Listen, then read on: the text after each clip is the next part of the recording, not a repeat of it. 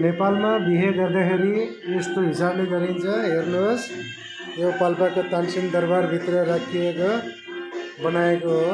विवाहमा यस्तो गरिन्छ भनेर सबैले हेर्न सक्नुहुन्छ। यो तानसेनको पाल्पा दरबारमा हो, सबैले हेर्न सक्नुहुन्छ बिहे गर्दाखेरि। अनि यहाँ कन्यादानमा पैसा, यो कन्यादान पेटी हो। अनि यहाँ सबैले हेर्न सक्नुहुन्छ यो दुईजनाको विवाह हुँदैछ। यहाँ पण्डितजी बस्नु भएको छ, पण्डितजीले बिहा गराइदिने। अनि यहाँ गाना लगाएर सबै सामग्रीहरू यसरी तयार पारेर विवाह गरिन्थ्यो। पहिलाको जमानामा देखाइएको हो, सबैले हेर्न सक्नुहुन्छ।